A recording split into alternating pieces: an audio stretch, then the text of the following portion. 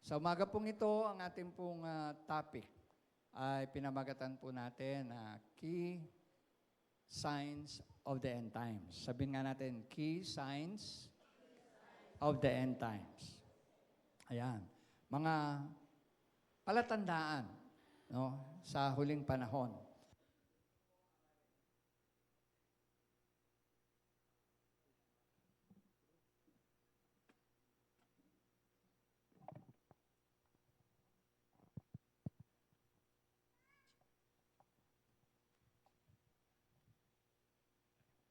Ayan. Test, mic. Okay, so as I continue po, Key Signs of the End Times. Ito yung na-preach ko na during pandemic, I think. And somewhere like a year ago or 2 years ago. But I believe ay mahalaga po itong paalala sa atin. Lalong-lalo na sa panahon natin ngayon na kung saan ay may mga kaganapan sa Middle East. Sino po may mga kamag-anak sa Middle East na nandito? Pwede ba taas ang kamay? Ayan. So, kayo po ba ay nakarinig na mula sa kanila? Meron na po ba kayong update? No? Kasi ang mga bansa po na tawag ito, mga bansa na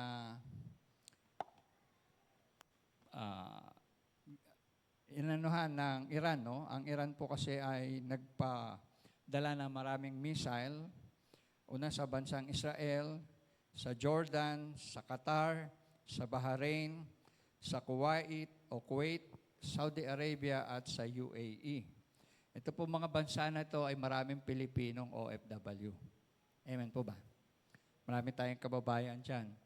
At sila po ay lahat nasa panganib, kumbaga. Okay?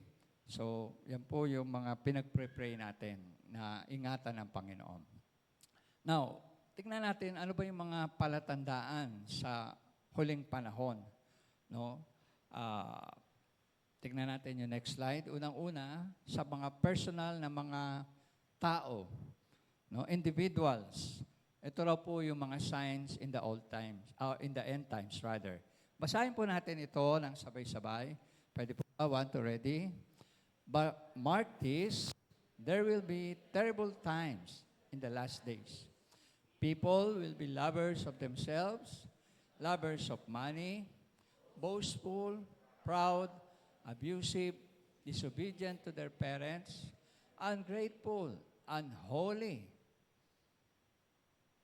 without love, unforgiving, slanderous, without self-control, brutal, not lovers of good, treacherous, rash, conceited, lovers of pleasures rather than lovers of God, having a form of godliness but denying its power, having nothing to do with such people. So yun po yung mga palatandaan daw sa huling panahon na makikita natin sa mga individual, sa mga tao. No? At inisa-isa po yan. Siguro naman, sa lahat ng binanggit na yan, ay makikita nyo na nangyayari po sa ating mga panahon yan. No, yan po yung mga karakteristik ng mga tao sa huling panahon. At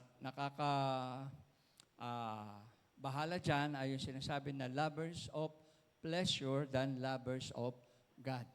Mas minamahal nila yung kasiyahan, kamunduhan, mga bagay ng sanlibutan kaysa sa Diyos na may likha sa lahat. Ngayon, pagdating naman po sa prophecy, sinasabi po sa Matthew 24, mismo ang ating Panginoong Jesus ang nagsabi nito nung siya'y tinanong ng mga alagad. Sa next slide, basahin po natin yung sabi ng Matthew 24. Sabi dyan, as Jesus was sitting on the Mount of Olives, sabay-sabay po tayo. The disciples, tell us, they said, when will this happen? And what will be the sign of your coming and of the end of the age? Jesus answered, watch out that no one deceives you. For many will come in my name, claiming I am the Messiah, and will deceive many. You will hear wars and rumors of wars, but see to it that you are not alarmed. Such things must happen, but the end is still to come. Nation will rise against nation, and kingdom against kingdom. There will be famines and earthquakes in various places. All these things are the beginning of birth pangs. Pains, rather. Ayan. So, yan po ang salita mismo ng ating Panginoon nung tinanong siya kung ano ba ang mga palatandaan sa huling panahon.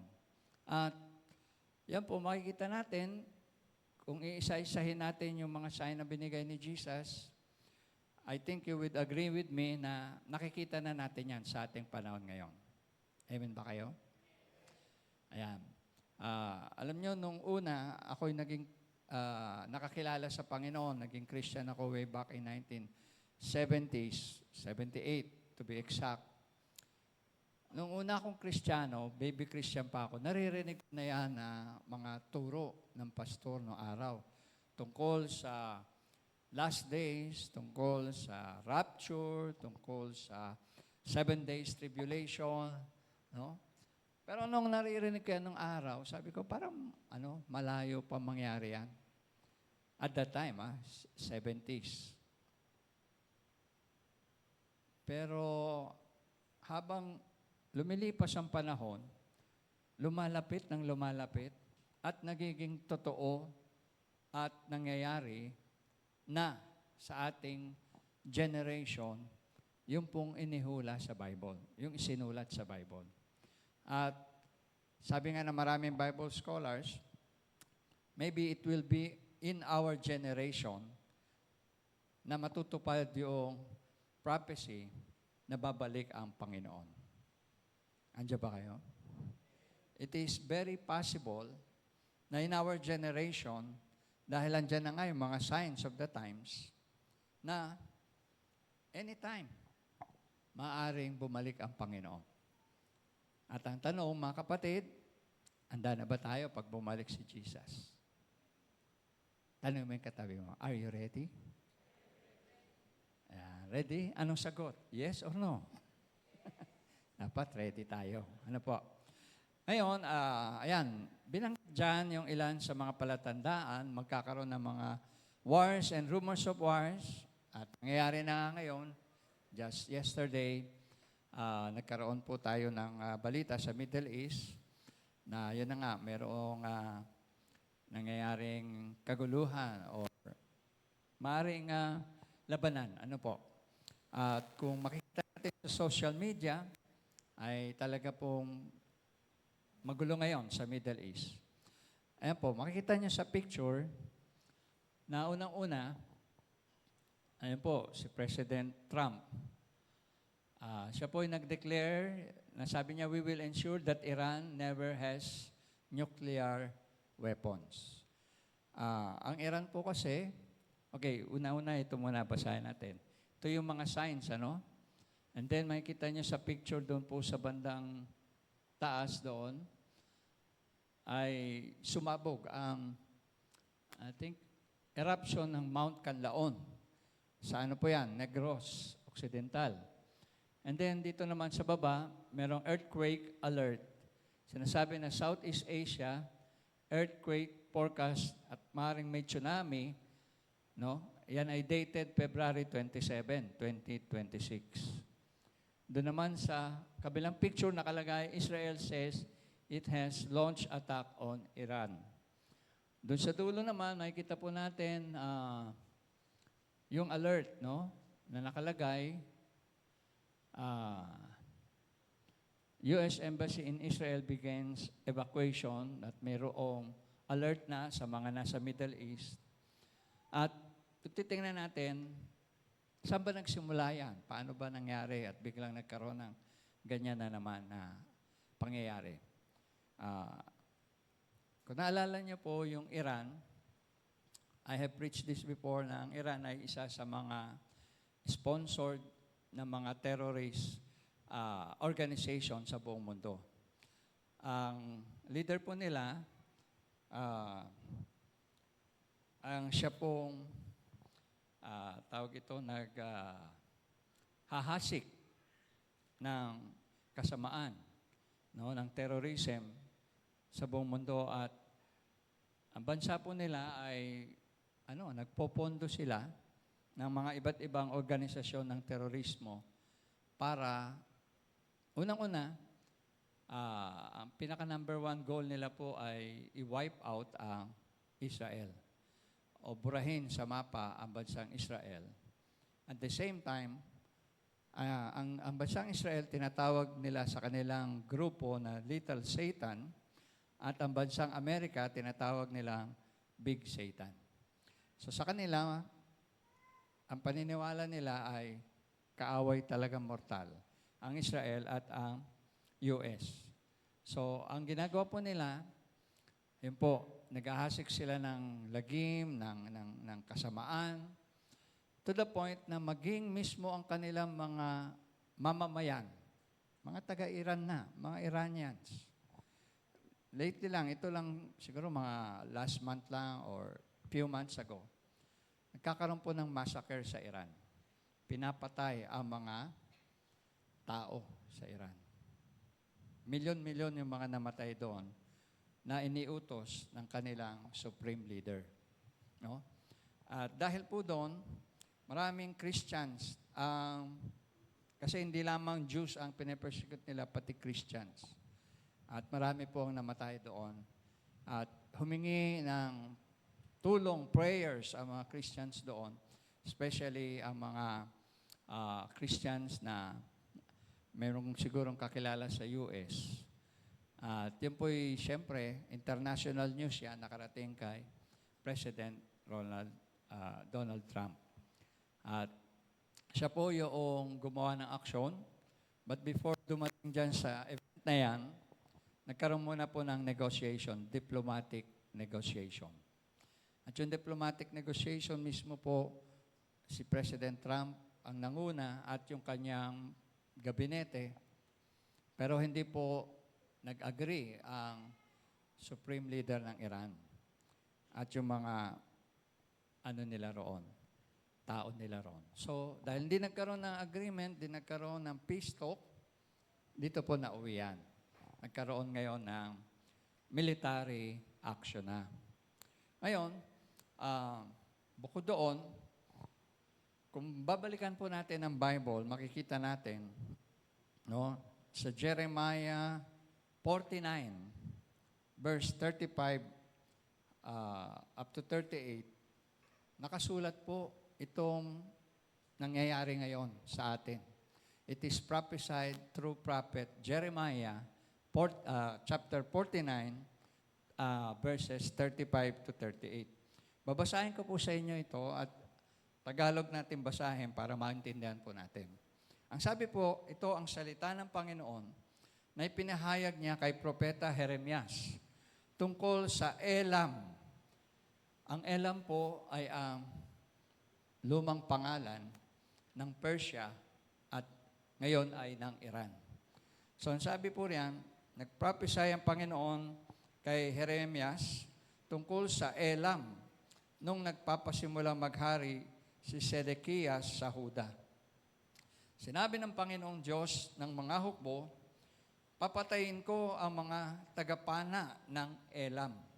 Ang pinakamahusay nilang mga kawal, sasalakayin ng Elam ng mga kaaway mula sa lahat ng panig. So, babalikan po ang panahon na ito ng sinulat ni Jeremias ito. Sinasabi po na ang mga nakikidigma noong time na yon, ang kanila po mga gamit ay mga pana. No? At syempre, hindi pa modern noon, kaya yung mga pana. Alam mo yung pana, di ba, kapag may pana ka, nasa labanan ka, may advantage ka. Bakit? Bago makalapit sa iyong kalaban mo, pwede mo na siya mapatay. Tama? Yun po yung advantage ng araw. Kaya, itong Elam o Iran, ganyan ang kanila pong pakikipaglaban noon. Pero ang sabi ng Panginoon dito sa kanyang salita, no? Papatayin ko ang mga tagapana ng Elam, ang pinakamahusay nilang mga kawal. Sasalakayin ng Elam ng mga kaaway mula sa lahat ng panig. Bibihagin sila ng lahat ng bansa sa buong daigdig. Lilipunin ko ang mga taga-Elam sa pamamagitan ng kanilang mga kaaway na nais pumatay sa kanila. Talagang ipapadala ko sa kanila ang kapahamakan dahil sa matindi kong galit sa kanila, sabi ng Panginoon. Ipapasalakay ko sila sa kanilang mga kaaway hanggang sa mawala silang lahat. Papatayin ko ang hari at ang mga pinuno ng Elam at itatayo ko roon ang aking trono, sabi ng Panginoon. Ngunit darating ang araw na ibabalik ko ang Elam. Ibabalik ko ang Elam sa mabuti niyang kalagayan, sabi ng Panginoon. So ito pong prophecy na ito ay nangyayari as we speak right now. Ang leader po ng Iran, as I said, kanilang, I think si Khomeini or something like that yung pangalan, ay binalita na po, I think, madaling araw kanina na napatay na po siya. No, napatay na siya through the airstrike na ginawa ng Israel. So, meaning to say, ito na yung katuparan ng prophecy na ito na sinasabi po, bakit kaya nagagalit ang Panginoon sa kanya? Bakit kaya galit ang Diyos? Una-una, tandaan po natin, ang Diyos ay galit sa kasamaan. Sabi nyo nga, ang Diyos ay galit sa kasamaan. At gaya ng sabi ko, ang Iran ay isa masamang bansa sa pangunguna ng kanilang leader na pumatay ng napakaraming inosenteng tao, nagmassacre. At the same time, nagpopondo ng terorismo sa buong mundo. Ang ibang presidente ng Amerika po ay hindi gumawa ng aksyon, pero salamat sa Diyos kay President Donald Trump na siya po yung ginamit ng Diyos para tapusin. At yan, bigyan po ng babala. No?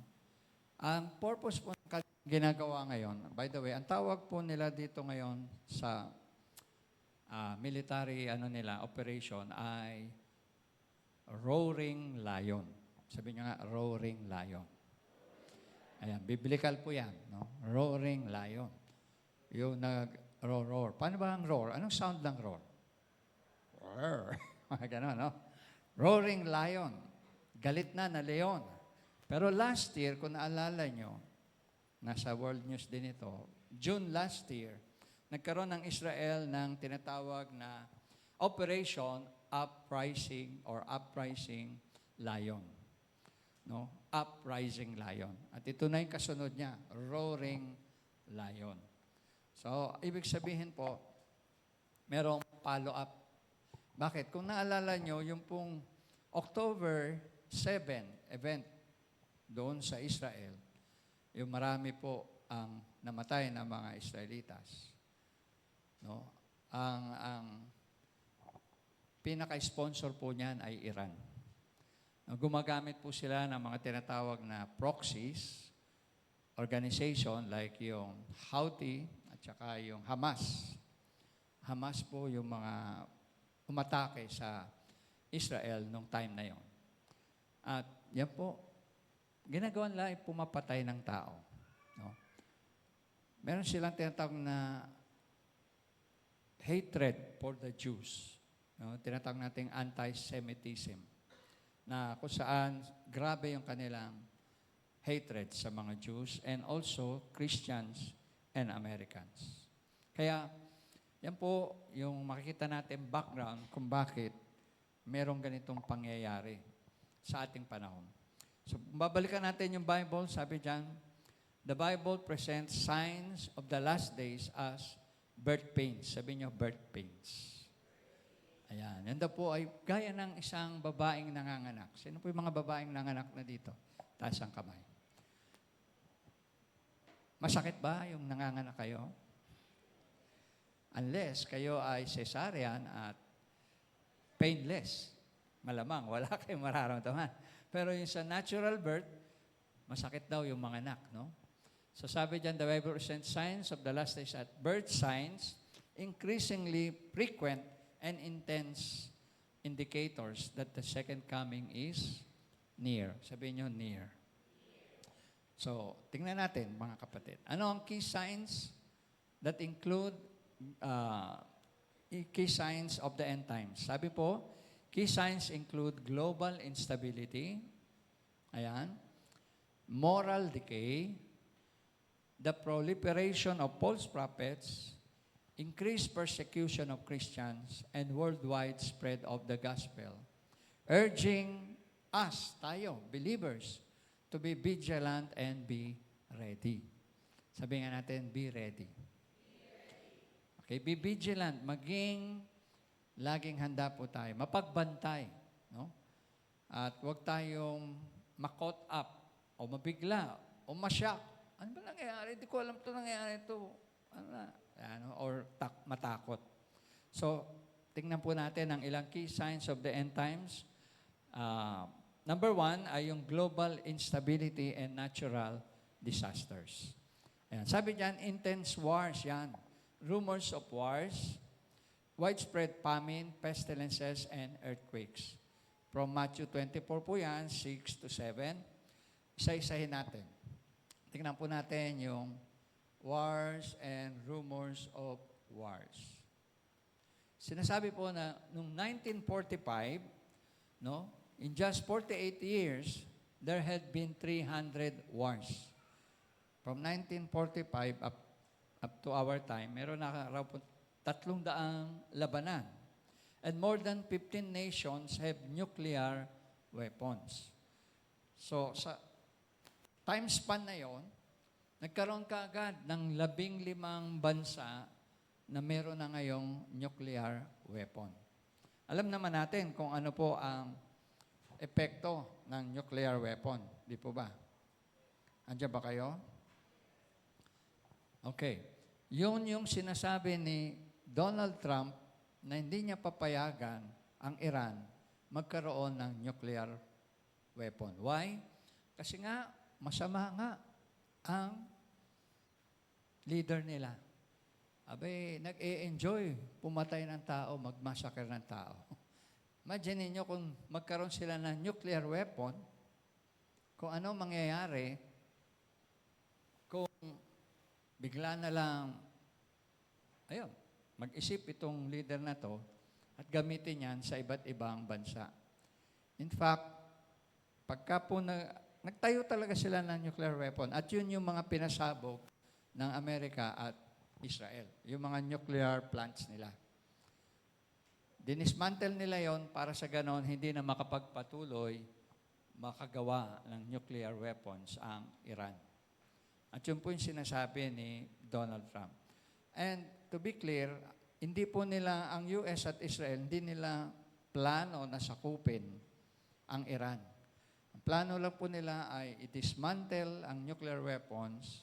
At the same time, yun nga, yung leaders, i-wipe out. And then, pag ready na ang mga Iranians, ibabalik sa kanila yung kanilang freedom. Kalayaan po. Kasi under the regime of the Iranian leader, Supreme Iranian leader, wala silang kalayaan. Sila po ay bihag ng kanilang sariling bansa. So yun yung goal ng nangyayari po ngayong gera. So, going back, sabi, yan, mayroong 15 nations na meron ng nuclear weapon. And every day, we are getting closer and closer, sabi po, to World War III. Yung iba nga sabi, baka World War III na itong nangyayari ngayon. Hindi pa po yan World War III. Beginning pa lang yan. Now, if we look back again from the Bible, alam nyo yung timing ng nangyayari ngayon, Ito po ay tumugma sa tinatawag na Feast of Purim sa Bible. Sabi niya nga, Feast of Purim. Ayan, Feast of Purim. Ito po yung kinocommemorate, inaalala ng mga Jews, victory over their enemies, turning their sorrow into joy. Ito po yung panahon ni Queen Esther. Sino nakakaalala kay Queen Esther? Amen? Si Queen Esther po, at that time, siya ay Hudyo. Siya po ay pinili o napili na maging reyna, no? At that time, at her time. At nung panahon na yon, meron pong isang Moabite na ang pangalan ay si Haman. Si Haman po ay descendant ng Moabite at si Haman bilang isang Moabite, isa rin po itong lahi na galit sa mga Israelitas at gustong ipapatay ang lahat ng mga Israelitas. Gusto niya ng genocide. No, kung naalala niyo yung time ni Esther, ang ginawa po ni Haman ay nagpagawa siya ng decree sa hari, no, na parang trinik niya, dinaya niya yung hari, na to the point na ipapa-wipe out ang buong Jews, lahat ng mga Hudyo. At nalaman po yun ni Mordecai na uncle naman ni Esther. So, sinabihan po ni Mordecai ang kanyang pamangkin na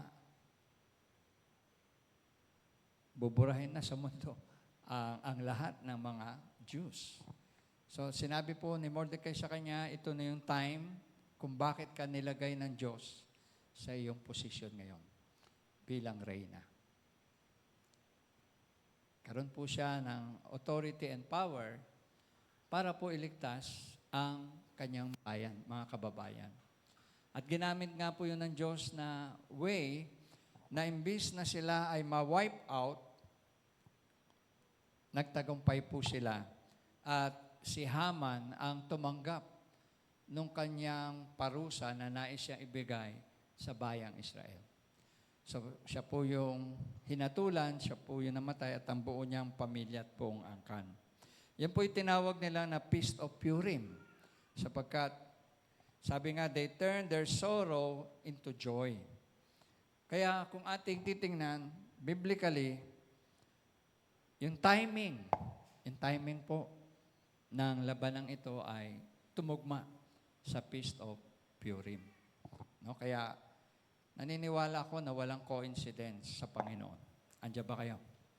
Wala pong baka sakali lang o siguro ano lang yan, nagkataon lang yan. Wala pong nagkataon pagdating sa Diyos. Lahat ay nakaplano. Amen po ba? So let's go back. Sabi po, ayun nga, magkakaroon ng mga rumors of wars and rumors of wars. Sumunod, magkakaroon ng famine. Sabi nyo nga po, famine. Ayun. Ayon po sa New York Times, there are 40,000 deaths every day. Sabi niya, every day. Abay, marami palang namamatay araw-araw. Ano po? In the world, due to malnutrition. I think, karamihan po niyan nasa bandang Africa. Saan alam natin, grabe yung malnutrition. Sabi, US Today na magazine, or newspaper reported that 90% of all the babies born in the next 20 years will be born in countries that are least able to feed them.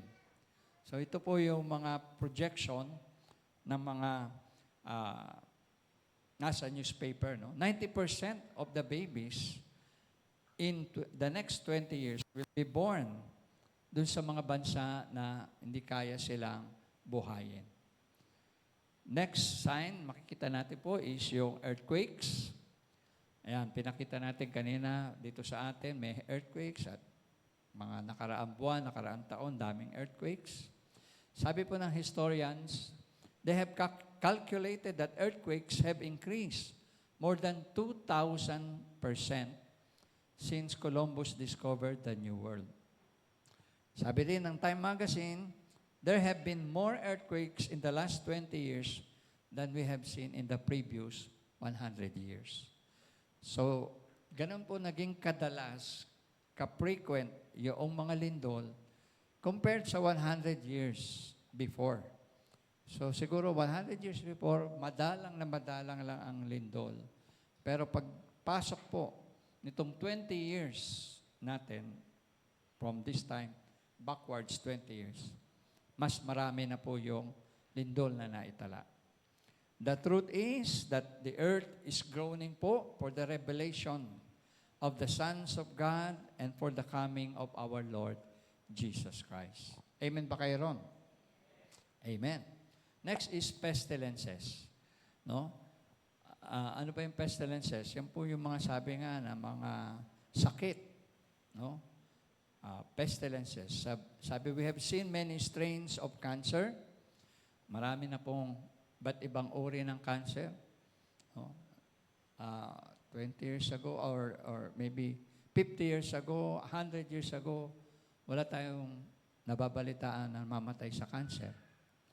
Pero itong panahon natin, no, kita natin, ang daming namamatay sa cancer. At hindi lang isang klase ang cancer. Maraming strain ng cancer. Ano pa? Malaria. Malaria, dengue. Bilhin nyo, kagat ng lamok lang yan. Pero marami pong strain. I remember nung si Patrick po ay nasa hospital, na dengue po siya nung high school. Yung pinsa namin na doktor, sinabihan ako, first of all, una, tinaningan niyan si Patrick na 24 hours. Pag hindi siya nakaligtas dun sa critical period, nag-ready na raw kami mag-asawa. So yung time na yon,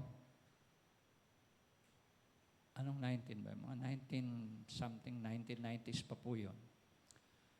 And then binalita sa akin ng doktor na may mga bagong strain ang dengue.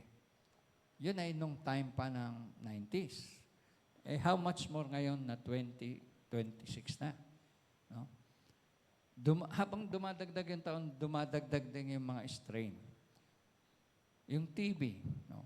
And varieties, other varieties of sicknesses. So habang tumatagal, dumadami yung sakit na nagiging parang pestilences. And this is part of the prophecy ng Panginoon. Next, sabi po yung moral and societal decay. Sa last days daw po magkakaroon ng increased lawlessness, meaning to say, ang mga tao hindi na susunod sa batas, ang mga tao ay lalabag na sa batas, at tingnan po natin sa buong mundo, napakarami ang mga tao na nagpo-protesta, hindi sumusunod sa mga alituntunin, no? From the highest authority to the lowest authority, mismo lang sa bahay, may mga anak na hindi sumusunod sa magulang. Andiyan pa kayo? Nagiging mga pasaway na, matigas ang ulo. Hindi sumusunod, palasagot. Nagrebelde. Ayan po ang mga signs of the end times. Sabi po, violence. Nakita naman natin sa road rage na lang dito sa Pilipinas. Di ba? Makasanggi ka o meron lang konting nagkagit-gitan. Makita niyo, nagpapatayan na. Violence po yan. Extreme selfishness, no? Sobrang makasarili. Becoming lovers of pleasure rather than lovers of God. Marami po yung tao ngayon na ganyan. Gusto. Puro pasarap. Puro pansariling kasiyahan. Puro, makamundong kasiyahan. Rather than lovers of God. Sabi po, as the world gets darker, habang padilim ng padilim ang mundo, the light will shine brighter. Ang liwanag ng Panginoon ay liliwanag ng husto. But that also means that many complacent believers will become cold in their love toward Christ. So sa panahon daw po natin ito, ang mga complacent Christian, sabihin niyo complacent. Yung mga, alam niyo, half-half na Christian, yung mga lukewarm na Christian.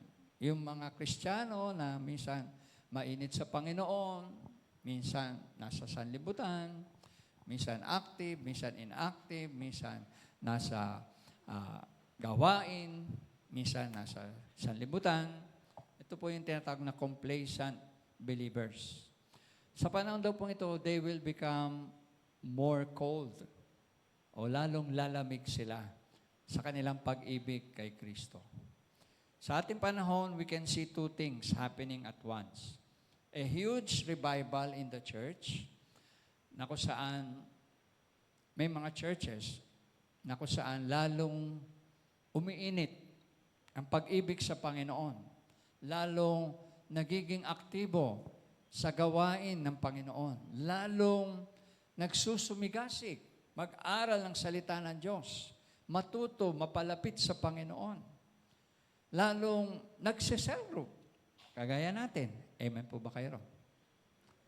Yun ang purpose natin. Ba't tayo nagsi-cell group? Para lalo tayong maging mainit sa Panginoon. Mag-alab yung pananampalataya natin at maging aktibo tayo sa Diyos at sa Kanyang gawain. Andiyan ba kayo? Nangyayari po yan sa ating panahon. And at the same time, sabi, there will be a revival and disappointment occurring at the same time. So, opposite po yan. Both opposite. Merong ginagawa ang Diyos na muling paggising at muling pagpapalakas sa mga Kristiyano. At the same time, yung iba naman, lumalamig, nagbabackslide. Kaya, dalawang posisyon po yan sa ating panahon. Ingatan natin, huwag tayo mapunta doon sa nanlalamig. Di bale na doon tayo sa mainit at lalong umiinit pa sa Panginoon. Amen. Huwag lang tayo mapunta doon sa maligamgam. At sabi ng Bible, isusuka ng Diyos ang mga maligamgam na Kristiyano. Lukewarm. He will spew it out of His mouth.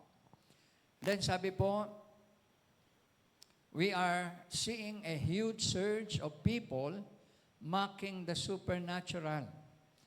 Nangyayari po yan. In fact, sa Amerika, very open ang mga liberals, very open yung mga opposition sa Diyos, na meron akong nakitang article na mismo sa Congress nila, meron pong estatwa ni Satanas na naka-erect.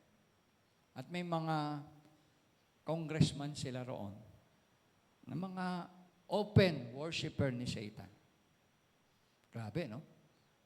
Ganun na katindi ang panahon po natin. And then there are also liberal pastors supporting yung pong mga LGBTQ, nagkakasal na sa Facebook. Ewan ko kung nakikita niyo yung may mga pastor na nagkakasal ng same-sex marriage.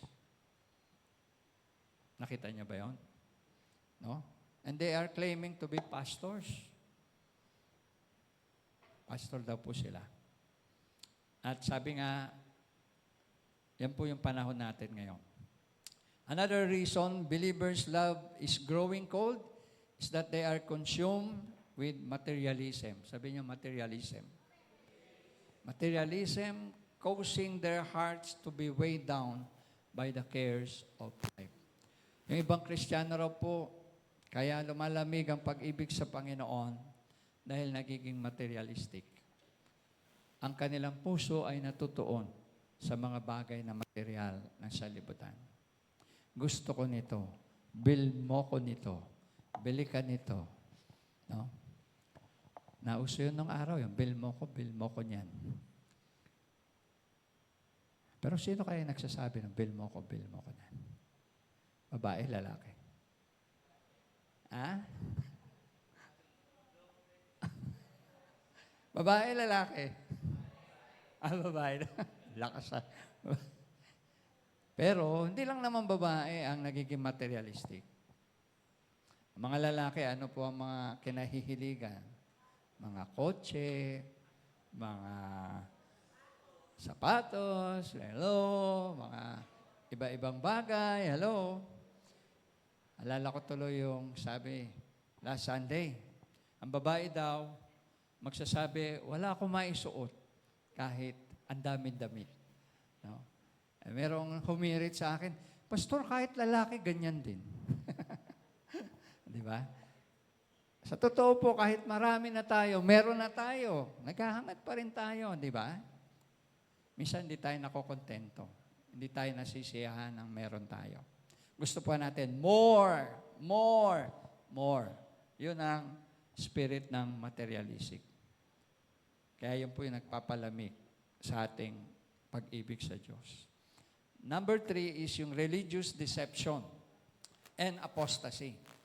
Sabi po, the rise of false Messiah and false prophets performing wonders to deceive alongside a falling away from true faith. Darating ang panahon, marami ang lilitaw na mga palsong propeta at palsong Kristo. Mandadaya at manloloko ng maraming tao.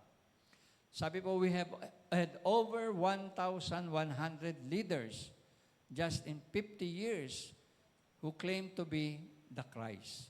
So sa loob ng 50 years, mula ngayon hanggang pabalik, 1,100 na raw pong leaders around the world ang nag-claim na sila si Kristo. And one of them is here in the Philippines. Kilala niyo kung sino? Si Apollo Kibuloy. Si Apollo Kibuloy, ano po ang claim niya? Siya raw ang appointed Son of God. Di ba? Claim niya na siya raw ang lumikha ng lahat, may-ari ng lahat. Kaya ngayon, nasaan siya? Nasa Camp Crame, nakakulong. No, di ba?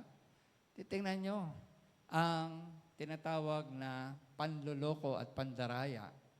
At ewan ko naman doon sa mga followers niya, kung ano ang takbo ng isip, na mismong leader nila na nagsasabing appointed Son of God, hindi nga makawala sa kulungan.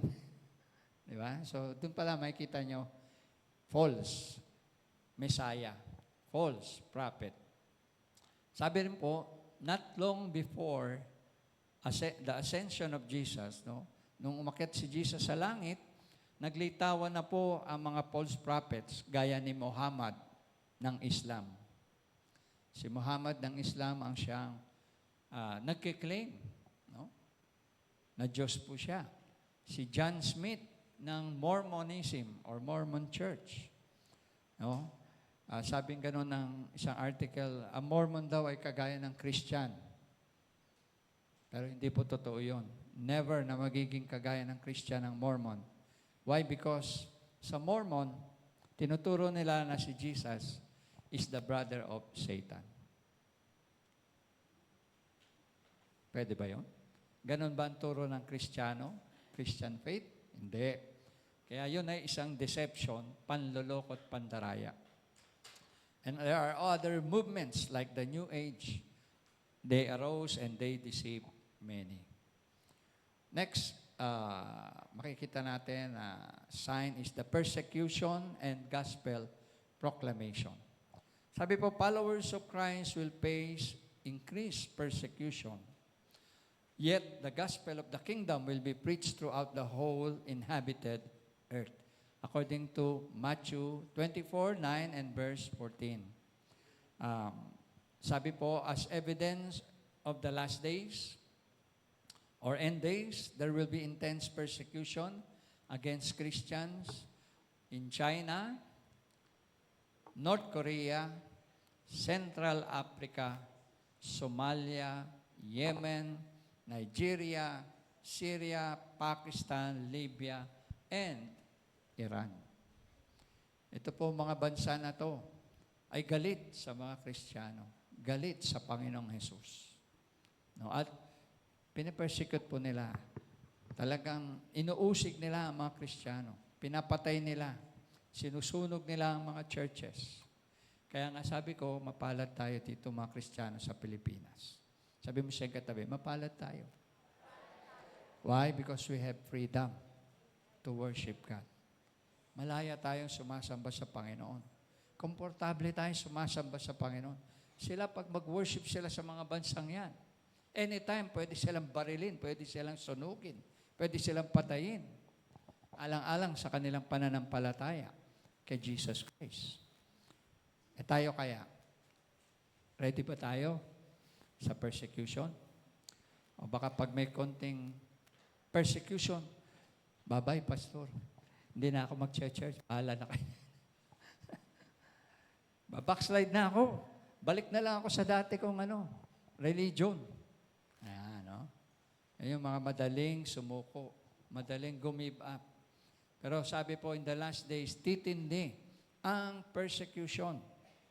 At yun na nga, sa Iran, ang pinakamarami pong victims ay mga Christians. Sa Iran. Pinapatay sila talaga, minamassacre po sila. At yun ang hinihintay nila ngayon, yung freedom na sila ay maging malaya from the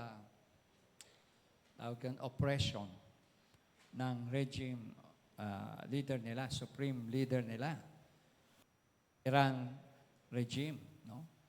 So, sabi po diyan, habang mayroong persecution, alam niyo ba, mas lalong nag-grow ang church.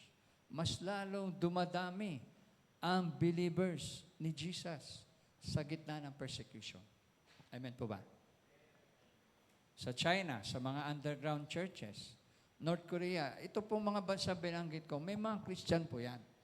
Pero underground Christian sila. Underground yung kanilang mga pagtitipon. Tago, hindi pinapaalam, hindi pinapakita. No, kasi inuhuli po sila. At, yun nga, either ikukulong or pinapatay. Pag ganito po ang kalagayan sa mga bansang ito, mas mabilis po ang pagkalat ng Ebanghelyo ng Panginoong Hesus. Mas marami ang nakakakilala sa Panginoon kasi nararamdaman nila yung power ng gospel. Andiyan ba kayo? At sinasabi nga po na after liberation nitong Iran, marami po ang Christian na lalantad. Marami po ang, hindi lamang sa Iran, kundi sa Middle East, all across the Middle East. And there are news today that marami pong mga Muslim ang nako-convert na sa Christianity. Because this is the time na open na po yung gospel sa kanila. At marami na po ang mga nag-convert to Christianity na tinakwil na sila ng kanilang mga magulang. Tinakwil na sila ng kanilang religion because of their faith in Jesus Christ. Nanindigan sila na si Jesus na ang kanilang Panginoon sa buhay. Amen po ba? At yun po ay malaking encouragement, malaking pagpapala sa atin as believers in Christ. Last na, sign is technological and knowledge explosion. Sabi po, there will be a rapid increase in knowledge and travel, fitting the prophecy of Daniel chapter 12, verse 4. Anong sabi ng Daniel 12:4?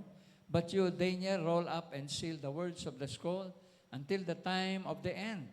Many will go here and there to increase knowledge. No? Imagine niyo po yung ating technology ngayon. Yung ating advanced technology. Andiyan ba kayo?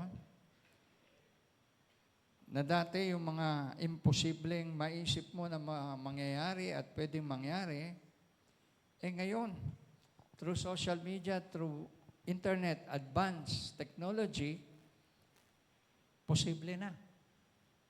Lalo na sa AI. Andiyan ba kayo? Grabe yung pagkakaimbento na artificial intelligence. Darating ang panahon, sabi ko nga, ang mga laborers, mawawala na ng trabaho. Papalitan na ng mga robot, ng mga katulong, yung mga servants, no? Sa bansa yun, nakita ko na may mga, sa China, I think, nakaimbento na sila ng mga robot na marunong mag-serve, marunong gumawa ng gawaing bahay. Kawawa naman mga Pilipino, mawawala ng trabaho. Di ba? Advanced technology. Kaya, yan po, nangyayari na po yan. What will be our proper response knowing all these things are happening now in our time? The proper response po, sabi dyan, Jesus warns us that the signs are meant to alert us. Sabi nyo, alert us. To be ready. No? And not fearful. Ito po ay ating pinag-aaralan, ito po ay ating binabalikan upang maging alert po tayo at maging ready. Na anytime bumalik ang Panginoon, hindi tayo bibigla, hindi tayo magugulat, hindi tayo matatakot, but ready tayo to be with the Lord. So there are 3 things na gusto nating i-share sa proper response. Number 1 is keep watch. Sabi nyo, keep watch. No? Magbantay tayo. Magbantay. Recognize the signs and live with an awareness that the time is short. Sabihin nyo po, time is short. No? Malapit na. Babalik ang Panginoon. Maikli na lang ang panahon. Anytime, God can come. Jesus may come. And the question is, ready ba tayo pagbalik ng Panginoon? We must be aware. Keep watch. Sabi ng Bible yung 10 virgins, yung 5 ready, yung 5 hindi. Yung 5 ready, nag-prepare sila ng oil para sa magdamag, hindi sila naubusan ng oil, nagpatuloy yung sindi ng kanilang kandila o ng kanila pong ilawan. Yung 5 hindi wise, naubusan ng oil. Kaya nung dumating yung binuksan yung gate para sa pagpasok ng mga bisita, nakapasok yung 5 mayroong oil. Yung 5 hindi, naiwan. And that is what's gonna happen pagbalik ng Panginoon. Merong may iwan, merong makakasama. Kaya pag lagi tayong handa, lagi tayong ready, isasama tayo ng Panginoon. Pag hindi tayo ready, tiyak may iwan tayo. Kaya sabi diyan sa number 2 is stay faithful. Sabi niya, stay faithful. Paano po? Maintain love for God. Avoiding the coldness and apathy of the world. Maging mainit tayo sa pag-ibig sa Diyos. Huwag tayong magpadala sa sanlibutan. Huwag tayong magpadala sa mga tukso ng sanlibutan. Mga materialistic na mga bagay. Alam niyo, darating ang panahon, lahat ng bagay dito sa mundo, may iwan natin yan. Itong church building natin, may iwan ito, darating ang araw. Yung bahay natin, yung sasakyan natin, yung pera natin sa bangko, ano man yung ating meron, may iwan yan. Isang araw. Andiyan ba kayo? Hindi natin madadala yan sa langit. Yan ay mga temporary things lang. So we must stay faithful to God. Maintain our love for God. Puro God lang ang ating unahin sa ating buhay. Amen? And then number 3, spread the gospel. Sabi niyo nga, spread the gospel. Ayan. Actively share the good news before the end comes. Actually, isa yan sa sign ng pagbabalik ng Panginoon kapag ang kanyang ebanghelyo, ang kanyang salita, ang kanyang good news ay na-share na sa buong mundo, babalik na ang ating Panginoong Jesus. At yun po yung purpose natin, isa sa layunin natin ba't tayo nagsimula ng cell grouping. Hindi lang po yung para sa grupo natin dito sa loob ng church. Our goal is to reach out to those who are not yet in Christ. May mga kaibigan tayo, may mga ka-office mate tayo, schoolmates tayo, may mga relatives tayo, may mga kakilala tayo hindi pa nakakakilala sa Panginoon. Silang lahat ay aakayin natin sa ating Panginoong Jesus. Silang lahat ay ating aanyayahan makakilala sa Panginoong Jesus. Upang darating ang panahon, pagharap natin sa Diyos, wala po tayong magiging pananagutan sa kanila. Dahil haharap tayo sa isang araw sa Panginoon, we will give an account. Bibigay po tayo ng sulit sa ating buhay dito sa lupa. At pwede tayong sisihin ng ating mga kamag-anak, ng ating katrabaho, ng ating kaeskwela, mga best friend, na sasabihin, Christian ka pala. All the while, magkasama tayo ni hindi mo sinare sa akin si Jesus. Tayo po magiging dahilan para sila'y mapahamak. Kaya, it may be, or it is a great reminder for us ngayong umaga to share the gospel. Spread the gospel. Amen po ba? Huwag tayong maging kampante o huwag tayong maging kontento lang na tayo na ay Christian na. Marami pa po ang iba na hindi pa nakakilala sa Panginoon. So in conclusion po, we don't know the exact time of the end times, but we have a duty to advance the kingdom. No? Meron po tayong tungkulin na isulong ang kaharian ng Diyos. Ibahagi ang salita ng Diyos. Meron tayong tungkulin. Iniutos ang Panginoon sa Bible to cast out demons, to heal the sick, to make disciples, to baptize people, and teach people to observe what Jesus has told us. Pagharap po natin sa Panginoon, hindi mahalaga sa Diyos kung anong narating natin sa buhay, kung anong posisyon natin sa buhay, kung ano ang degree natin. Ang tatanungin lang ng Panginoon, anong ginawa natin sa ating Panginoong Jesus? Binahagi ba natin siya? Niligtas ba natin ang ating mga kamag-anak, ang mga mahal sa buhay, kaibigan? That is the most important thing para sa ating pong lahat. So let us be ready. Let us be reminded na babalik ang Panginoon isang araw. At kumusta tayo pagbalik niya.